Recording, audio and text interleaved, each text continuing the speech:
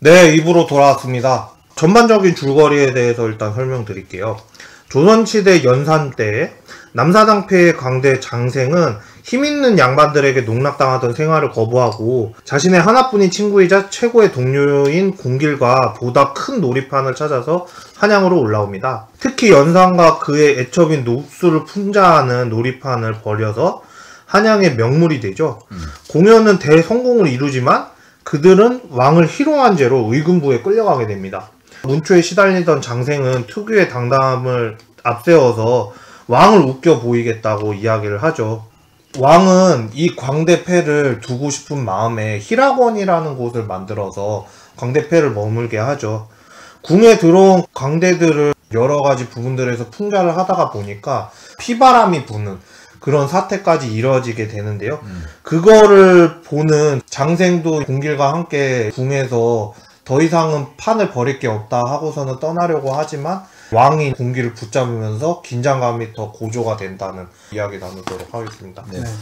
그리고 광대 두 명이 있는데 왕에게 공길이라고 하는 광대가 빼앗기고 장생이 분노하면서 그에게서 도망치려고 하지만 결국 왕한테 죽임을 당하는 사람과 사람의 관계에 대한 이야기라고 볼 수 있을 것 같아요. 그러면은 장점에 대해서 일단 이야기를 해봅시다. 캐릭터적으로 부각된 거에 대해서 이야기해 주셨으면 좋겠는데 뭐 기억 남는 캐릭터라든가. 맨 처음에 등장하는 시퀀스가 결국 마지막에도 반복된다라고 하는 쉬운 구성이고 이야기잖아요. 두 명의 광대가 광대짓을 하지만 결국에 그 둘 다 죽을 위험에 처하고 그 둘은 그 장소를 다시 떠나게 돼서 둘만이 사는 세상으로 가게 되는. 그런데 그 와중에 결국에 왕 앞에서도 똑같은 노릇을 하고 왕 앞에서도 죽임을 당하는, 앞에서 나왔던 짧은 스토리가 뒤에서 복선처럼 이어지는 그런 쉬운 구조를 갖는데 어떻게 왕 앞에서 이런 광대 노릇을 하게 될까가 주요했다는 생각이 들어요. 어떻게 스토리를 이어야 왕 앞에서 광대 노릇을 하는 게 자연스러울까. 그래서 제가 아까 얘기했던 처선이라고 하는 인물이 굉장히 주요하다는 생각이 들었어요. 왜냐면은 그때는 잘 몰랐는데 지금 와서 생각해보니까 본인이 나름 그린 그림이 있을 거잖아.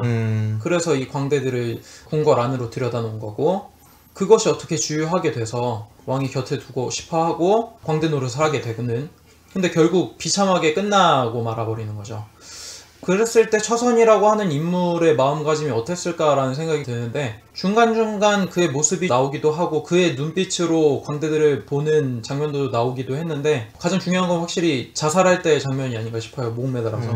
그걸 보면서 이 영화가 광대랑 왕과 함께 인간관계 속에서 외로움을 갖고 있는 그 사람들에 대한 심리 묘사로만 끝났으면은, 드라마로만 끝났을 텐데, 그 옆에서 그 모든 것을 계획하고 지켜보고 뜻대로 되지 않아서 자살을 선택하게 되는 처선이 이 이야기를 좀 더 다층적으로 만들어주지 않았나 라는 생각이 1차적으로 좀 듭니다. 윤상군 하면은 맨날 폭군 그렇게 해서만 나오다가 이 사람도 상처가 있는 사람이기도 하고 이 사람도 마음에 병이 있으니까 이렇게 행동하는 것이 아니겠느냐, 좀 그런 것들이 좀 느껴져서 연상군을 좀 집중해서 보게 되더라고. 다른 장점이라고 하면 결국 이 영화가 1000만 영화인데 네. 다루는 소재는 1000만 영화가 되지 못할 소재라고 볼 수 있죠, 사실. 네. 시대극인데다가 거기에 동성애적인 요소를 넣었으니까. 그것도 과감하게 첫 장면에서 대놓고 드러내잖아. 공길이 양반한테 가가지고 엉덩이를 만지려고 하는 장면까지도 나오는 걸 보면, 사실 거기까지만 보면은 이 영화가 1000만 영화 되기에는 좀 위험하지 않나 라고 생각이 들 수도 있을 정도로 반대하는 사람들도 굉장히 많았어야 될 소재인데도 불구하고 인정을 받는 작품이라서 그런 요소를 굉장히 잘 건드렸다고 생각을 해요. 되게 다루기 어려운 요소인데도 불구하고 외줄타기를 잘했다는 느낌? 그런 거에 정반대의 작품으로는 쌍화점이 있을 수 있을 것 같아요. 쌍화점은 뭐 언급하기도 거북스러울 정도로 안 좋게 봤거든. 재미없게 봤거든. 똑같은 시대극이고 동성애 요소가 있지만 별로였어, 너무. 그래서 그런 지점에 있어서 과감하게 드러냈음에도 불구하고 많은 사람들이 거부감 갖지 않고 볼 수 있었다는 것 자체가 굉장히 성공적이 아니었나 라는 생각이 들어요. 나는 역할 배분을 잘한 것 같아서 처음에 계기를 만들어야 되잖아.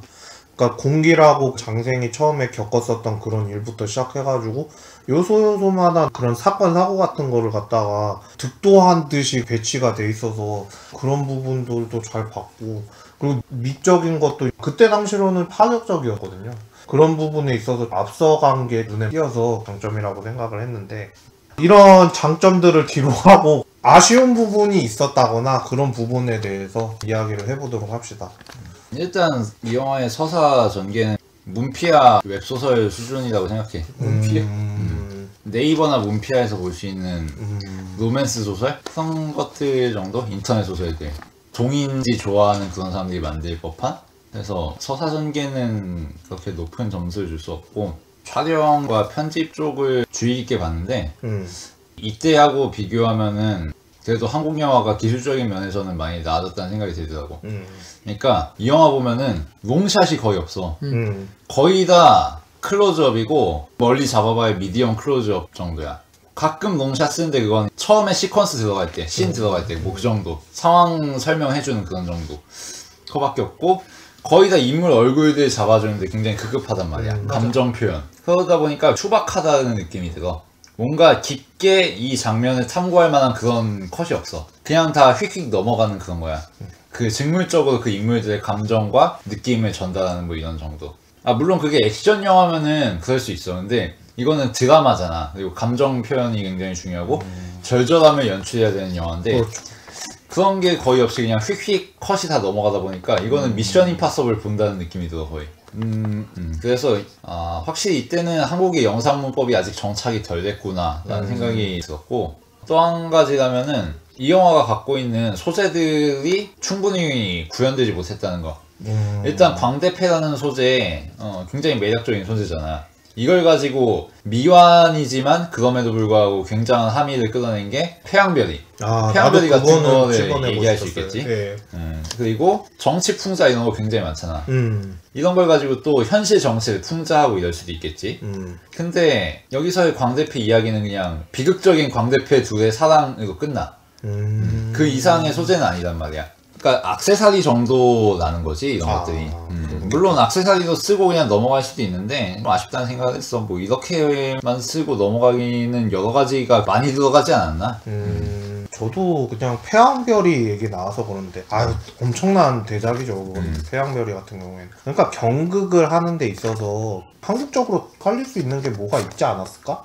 그런 생각이 들어서 경극 말고 다른 걸로도 살리면 좋았을 뻔했다, 그런 생각은 드는데, 태양별이 얘기를 조금 더 하자면은 태양별이가 나는 결함이 굉장히 강한 작품이라고 생각해. 근데 그럼에도 불구하고 상당한 호소력을 띠는 거는 잊혀져가는 중국 경극 이야기, 그리고 잊혀져가는 배경 자체가 중국 공산당, 그리고 뭐 일본의 침략 이런 것들과 결부가 돼 있는 거잖아. 그리고 그런 와중에 소멸되어가는 개인과 개인의 관계, 이런 것들이 밀접하게 맞물리면서 재미있는 거거든. 근데 왕의 남자에서는 광대패라는 소재, 그리고 예술이라는 소재, 그리고 그 개인과 개인의 관계 이런 것들이 밀접하게 더 연관될 수 있는데 뭐 그렇지는 못했다는 생각이 들어. 태양별이에서는 그리고 남자가 여자 역할을 하잖아. 그런 부분도 이 영화에서는 충분히 써먹을 수 있는 소재인데 그렇지 못했지. 스미스 의견에 많이 공감하는 편인데 일단 인상적인 장면이 딱히 없다는 점. 그러니까 나는 이 조선이 나라가 아닌 것 같아. 드라마 세트장 정도로 그치. 너무 좁게 느껴져. 그게 바로 웹소설스러움이지. 근데 그렇기 때문에 인물들의 표정이나 감정에 대해 디테일하게 들어갈 수는 있지만 연극스럽게. 근데 그건 영화가 아니잖아. 난 영화 보러 왔는데. 그리고 이 영화는 음악에 많이 기댔다는 느낌이 들었어. 그치. 감정을 불러일으킬 때마다 음악이 많이 나오는데 그 음악이 굉장히 멜로디가 강해. 그러니까 멜로디를 넣어버리면은 그 영화에서 보여주는 연출이나 화면이나 연기나 대사나 그런 거에 기댈 필요가 없이 음악에 취하게 된단 말이야. 무성 영화가 되지. 그치. 음악의 힘에 기대버리니까 그거는 뮤직비디오 보는 게 낫지, 그렇게 되면. 그렇기 때문에 인연이라고 하는 음악도 이 영화와 굉장히 잘 어울릴 수도 있는 거라고 볼 수 있겠지. 뭐 대사가 필요 없이도 음악과 화면만으로도 굉장히 어울리니까. 근데 그렇게 되면 뮤직비디오 이상을 못 벗어나잖아. 그렇기 때문에 영화만이 보여줄 수 있는 그 지점에 대한 것이 모자랐다는 생각이 들고, 나도 광대패에 대해서 아쉽다는 생각이 들어. 그러니까 여기서 나오는 광대패의 모습은 외줄타기, 풍자적인 연극, 제주뛰기? 그 정도하고 뭐 북치고 꽹가리 치는 거 말고는 얘네들이 제주꾼이다. 이거 말고는 딱히 없는 거지. 그래서 그게 좀 더 살릴 수 있을 텐데 왜냐면은 이미 우리는 서편제 같은 영화로 그 사람들의 애환이나 그런 거를 보면서 이 사람들이 어떤 정신으로 어떻게 살았는지도 보이잖아. 그러니까 그런 것까지 원하는 건 아닌데 좀 가볍지 않나라는 생각이 드는 거지. 그렇죠. 얘네가 사실 광대패가 아니고 점쟁이 이런 거였어도 크게 상관이 없는 거지. 그리고 얘네들이 광대가 아니라 궁중 음악사 이런 거 있잖아. 뭐 그런 사람들이어도 크게 문제가 되지가 않는단 말이야. 한마디로 광대패인 게 딱히 필연성은 없다는 거지. 난 그리고 여기 광대들이 놀이하는 거 그 장면 되게 잘 찍었다고 생각했거든. 엑스트라들의 취임새도 굉장히 현장감 넘치고 진짜 한국적이야. 그래 좀 아쉬웠어. 좀 더 잘 살리고 좋은 촬영 장면이었으면은 오 이거 되게 재밌었겠다. 이래서 이런 직업도 있었구나. 그런 것들. 그러니까 이 사람들 광대들이 결국에는 인생을 한 번 사는 데 있어서 정말 재미나게 살다가 죽겠다 뭐 이런 거잖아. 일단 기본적인 마음가짐이. 그치. 가야겠다. 그런 게 표현이 됐으면은 이 영화 아주 예술이다라는 얘기가 나올 수도 있었을 텐데 그 지점이 조금 아쉽더라고. 가무성이란 배우가 정말 고군분투했다는 마음도 들고 외줄타기 그거 배우가 결국 한 거잖아. 얼마나 힘들었겠어. 그리고 촬영 같은 경우에 롱샷 얘기했지만 CG 처리 같은 거라든가 와이어 처리하려고 그렇게 갈 수밖에 없었던 것 같아. 그래서 어떤 느낌이 드냐면은 아 이거 컷이 잘린 거 아닌가? 라는 생각이 들 정도인 장면들이 있어. 그러니까 흔히들 TV 같은 거 보면은 화면비가 다르잖아. 그러니까 잘려서 나오는 그런 게 있단 말이야. 마치 그런 느낌? 이거 여기 화면에 나오는 거 말고 주변에 뭔가 담겨야 될 것 같은데? 이런 것들이 좀 있지. 그리고 또 하나 굉장히 유치한 기억으로 남는 게 맨 마지막에 외줄타기 하면서 얘기할 때 병사들이 쳐들어오잖아. 그때 강성현이 부하가 빨리 나가야 된다고 도망가야 된다고. 그러니까 손에 뿌리치고 집중해서 쳐다보잖아.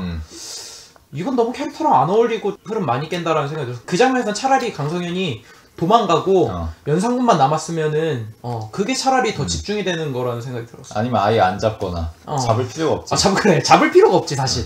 그게 배우 배려지 사실. 그게 태양별이에도 똑같은 게 있어. 똑같은 게? 태양별이가 사실 남자 주인공 둘이 메인이 돼야 되는데 공리가 워낙 데스타다 보니까 공리한테 존나 비중을 많이 줘요. 그렇죠. 좀 그럴 수도 있겠네. 그래서 그런 거랑 똑같은 거지. 강성현에게도 롤을 줘야 되고 위신 서는 걸 해줘야 되고 이러니까 그런 걸 할당해 준 거지. 그래서 그런 점들이 아쉬웠는데 사실 이준익 감독 작품에서 공통적으로 나타나는 부분들이야. 맞아. 굉장히 유치해. 신파적이고. 라디오스타 같은 것만 봐도 그렇지. 배우들과 음악의 힘에 굉장히 기대잖아. 그래서 그런 부분들이 아쉬웠는데 그럼에도 불구하고 이 영화가 왜 천만을 찍었느냐. 배우들이 색달랐다. 정진영이라고 하는 배우가 어떻게 연산군을 맡았을 거라고 생각을 했으며 가무성 배우가 이렇게 잘했을 거라고 누가 생각을 했겠어. 최고의 정점은 이준기였지. 그쵸. 과감한 시도였다고 생각을 해. 지금 봐도 발성적으로 여성스럽진 않잖아. 외모는 그럴 수 있지만 그리고 그런 요소가 이 영화의 전면으로 나온다는 게 굉장히 위험할 수도 있는데 연기 완성도도 높진 않고 그런 과감한 결단이 이준익 감독의 장점이라고 볼 수 있지만 그분이 연출하고 있는 특유의 유치함은 버릴 수 없었다 라는 느낌이 이 영화 내내 묻어나지. 천만을 찍은 이유라면은 가장 주된 거는 오페라적인 플롯이라고 생각해. 그러니까 이게 소재는 동성애적이니까 이질적인 게 있긴 한데 그걸 빼고 보면 전형적인 비극적 오페라 스토리잖아. 그런 점이 굉장히 대중적이고. 저도 좀 이 흥행에 대해서는 좀 미스테리하긴 한데 근데 이거는 흥행할 수밖에 없어서 그때 딱히 인기 끌만한 작품이 없었거든. 이케아 연애의 목적 정도? 친절한 금자씨도 나오긴 했었는데 그건 워낙 호불호가 갈리기도 해서. 그렇죠. 그러면은 이 정도로 이야기하고요. 마무리로 곧장 들어가도록 하겠습니다. 두 친구부터 일단 좀 마무리 이야기 해주셨으면 좋겠어요. 사실 이 영화 가지고 나는 할 말이 그렇게 많진 않아. 전형적인 웹소설 스토리니까. 그리고 촬영적이거나 편집적인 면에서 그렇게 설득력이 있지도 않았고 웰메이드 작품이라고 할 수 있지만 그 이상의 매력은 잘 못 느끼겠어. 점수는 2.5점 주겠습니다. 점수는 2.5점. 그래도 호소력이 있었던 장면 꼽자면은 가무성이 맹인된 다음에 줄 올라갈 때 그때는 분명히 호소력이 있었다고 생각해. 근데 이준기하고 대화 나누면서 휘발되더라고. 오그라들었어 나는. 나는 그럼에도 사람의 마음을 움직이는 요소가 있었다고 생각을 하는데 그 중에서도 연산군이 광대들이 놀고 있으니까 그 와중에 자기 모자를 엎드려서 받으면서 내 것도 받아달라고 감성이 벙쪄갖고 이 새끼를 어떻게 해야 되지 지금 내가 이거 받으면 좆되는데 이런 상황이잖아. 그러면서 호리병처럼 모습 표하면서 갖다 달라고 그러면서 그렇게 마무리 짓는 모습 보면서 연산군의 마음을 당연히 내가 알 수는 없지만 그 영화적으로 보여주는 캐릭터에 대한 마음은 충분히 잘 표현한 것 같다는 생각이 들고 인형극 하는 장면 있잖아. 그 불빛에 비춰서 거기서의 정진영 배우의 목소리와 움직임은 이건 사람 참 움직인다 라는 생각이 들어서 영화적으로는 뭐라고 얘기하기가 좀 뭐해. 그러니까 송강호가 전에도 얘기했지만 밀정에서 자기 부인하는 장면, 변호인에서 자기 변호하는 장면, 그런 장면은 정말 폭발력이고 이 배우는 연기 정말 잘한다고 느끼잖아. 그런 느낌이었어. 자신이 외로운 사람이고 어떻게 그런 외로운 마음을 갖게 됐는지 한 번도 안 보여주다가 그 인형극 가지고 딱 보여주는 거 보니까 내가 공길이라도 여기서 못 벗어나겠구나 라는 생각이 들어갔고 그때 좀 짠했고 그리고 나서 드라마가 꼬이기 시작하잖아. 거기서 이다가 결국 눈 지져진 다음에 외줄타기 올라갔을 때 마지막에 스미스는 좀 이제 오그라든다고 했는데 나는 마음이 동한 게 있었어. 뭐였냐면은 장생이 한 잡놈이 그놈의 마음을 사로잡았는디 라고 얘기를 해. 그러니까 공길이 야 이 잡놈아 라고 얘기해. 그러니까 한 잡놈이 그놈의 마음을 사로잡았다는 얘기에서 결국 공길한테 잡놈은 장생인 거잖아. 장생에게 잡놈은 공길인 거고.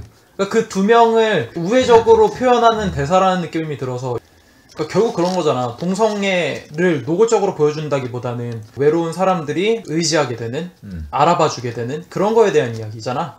그런 거를 이런 우회적인 표현으로 잘했다는 생각이 들었는데 그럼에도 연출이 유치해서 좀 더 다가가지 못했다. 그러니까 브로크백 마운틴이 생각날 정도로 그런 높은 차원까지 바라보지 않았을까라고 생각할 정도로 나한테는 아쉽거든. 왜냐면은 우리나라에서 동성애 영화가 흥행하기도 어려울 뿐더러 어렵죠. 1000만을 찍었다는 거는 역사적인 거거든. 그런데다가 이 영화는 배급사가 그렇게 메이저는 아니었기 때문에 굉장히 놀라운 사건이었잖아. 그렇죠. 사용만도 얼마 없었고 엉성한 짜임새는 있지만 의미적으로 따져봤을 때는 굉장해. 동성애라는 주제가 사극과 만나서 1000만을 찍었다.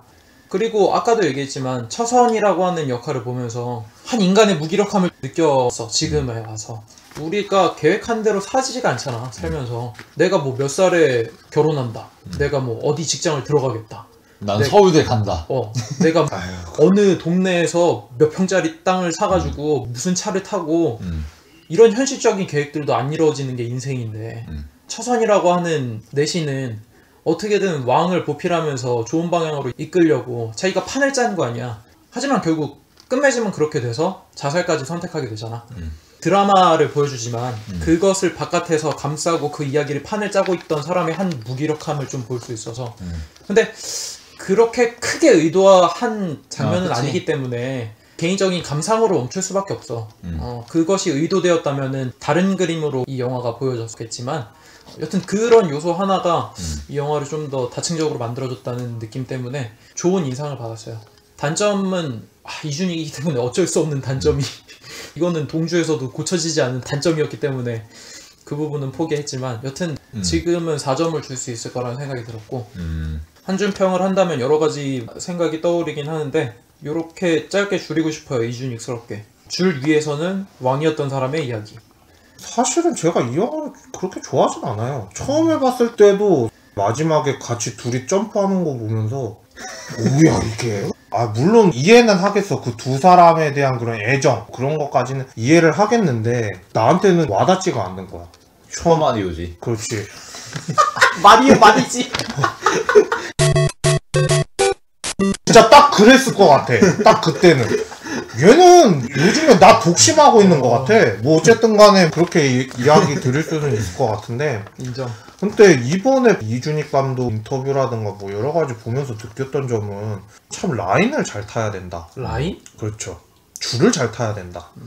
그 얘기한 것도 어차피 인간은 인생의 줄타기에 서 있다. 뭐 왔다 갔다 할 수도 있고 떨어질 수도 있고 뭐 그럴 수는 있는데 그렇다고 해서 다시 줄을 안 탈 거냐? 그런 것도 아니다. 뭐 그런 식으로 이야기하셨던 거를 봤는데 줄타기의 중요성 그리고 사람의 마음을 터놓고 이야기하는데 직접적으로 이야기하기가 힘들 때가 많아요, 사실은. 그런데 인형극 같은 경우에는 저는 간접적으로 이야기를 했다고 생각을 하거든요. 그 인형극을 통해서 사람들한테 은근히 전파한다는 그런 게 생각이 들어서 그 장면이 떠올랐기도 했고, 저는 한 줄 평 하자면은 동주 그 다음으로 나은 작품이 이 작품이 아닌가 싶고요. 별점은 3.5점 드리도록 하겠습니다.